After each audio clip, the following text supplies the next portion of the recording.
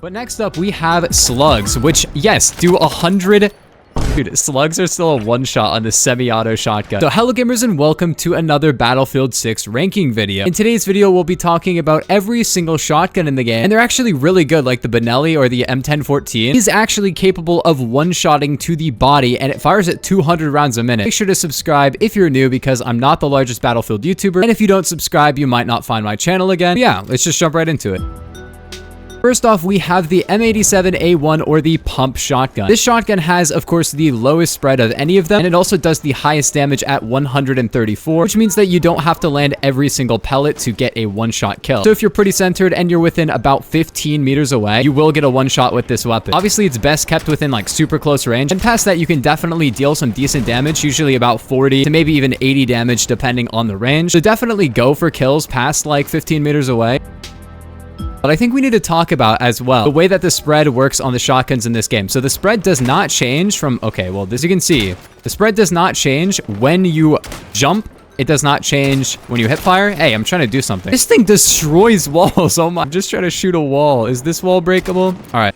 ADS versus hipfire doesn't really change the spread at all. And more importantly, jumping and sliding doesn't change the spread at all either. The thing that it does change though is where the pellets land. So when you ADS, it's centered. When you're standing completely still, it's basically centered. The second you jump, it goes somewhere within your cursor, as you can see. But the spread does not change, which is super weird because sometimes you'll jump and all the pellets will land at the part of the crosshair that was on the person and you'll one shot from really far away while jumping. And sometimes all of them will miss. It's not like other games where when you jump, all your pellets just go somewhere within your reticle. All of them land within your reticle, but not because the spread increases, but because the spread ends up somewhere random on your crosshair. Which is to say that actually running a hipfire build is pretty good on this gun. Make sure that your spread isn't getting super massive when you're moving around and things. So getting ADS isn't really that important. The main thing you need to worry about is if you're kind of far away, try to stop moving before you actually hip fire.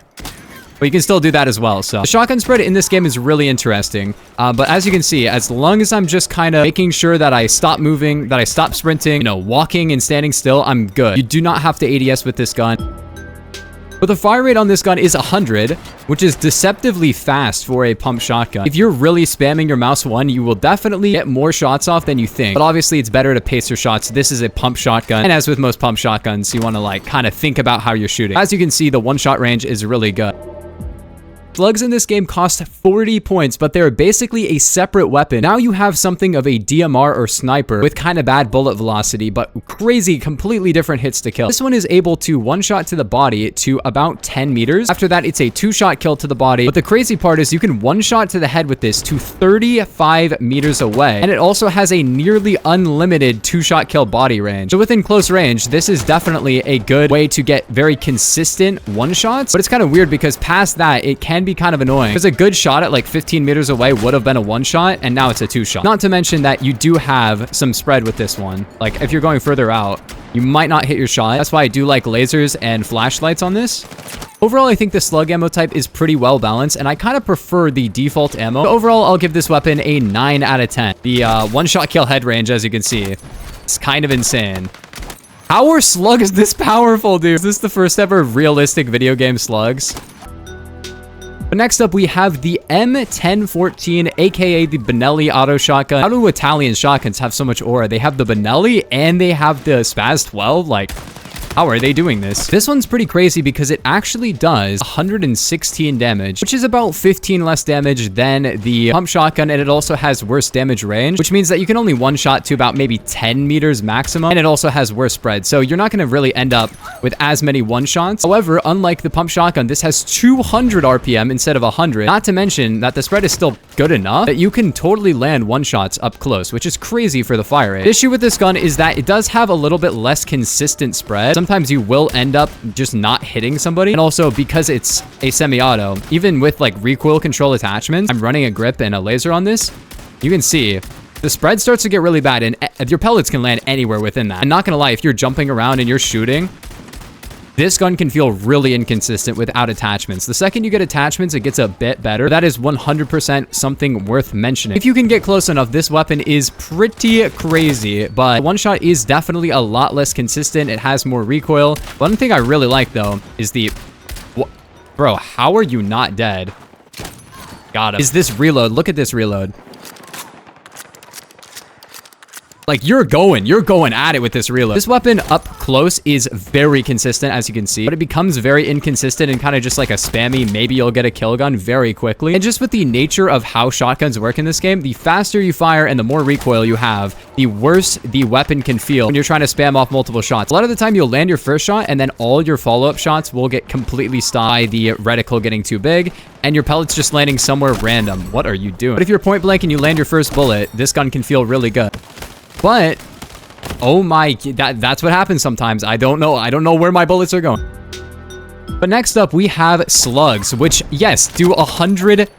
Dude, Slugs are still a one-shot on the semi-auto shotgun. And the range for the Slug one-shot is still 10 meters away. The downside of these is that the one-shot headshot is only 20 meters instead of 35 meters away, which is definitely a downside, but holy, up close, these can feel really good. The other big drawback is that after about 35 meters, these are not a two-shot kill to the body anymore. They're a three-shot kill. And it definitely magnifies the issue of sometimes your shots just not hitting, you know what I mean? Because now instead of a spread, you have a single pellet that can just completely miss your target. But I'm not gonna lie, Slugs on this one feel unbelievably good. I just have no idea which one I kind of prefer between Slugs and, okay, and normal ammo. Like, look at that, bro. But damn, when these hit, bro, they hit.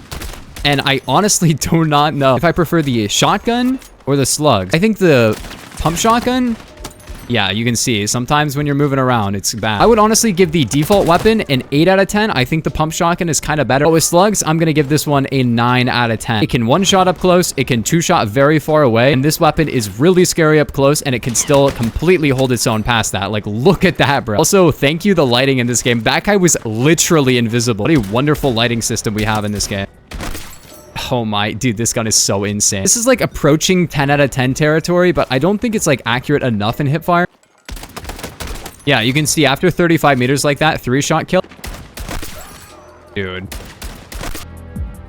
I need to talk about, unfortunately, the M26 mass shotgun, which I don't have access to because the challenge doesn't track. So I can't even unlock it right now because the game is kind of bugged. But this is the incendiary shotgun, and I've seen plenty of gameplay of this. It's cool that you can shoot the ground with it, but it's only a gadget on assault, which brings it down a lot. And secondly, the damage on it as a shotgun is really, really bad. It's cool, but you're on assault, so you could already use a shotgun as a gadget. And secondly, the damage is really bad. It's cool that you can shoot the ground and then maybe make it so people can't push you for a second, but to be honest with you, I have never died to this weapon in game, and I'd honestly give this gun like a 3 out of 10. It has slight utility, so it can't be a 0 out of 10, but I don't think I would actually use this as a weapon, especially considering like you can run the HE launcher and one-shot people, which is like, you may as well just one-shot, like you can get collats with the HE launcher. This, you might use an entire mag and not get a kill. It's ridiculous. Next up though, we have the 18.5KS-K something.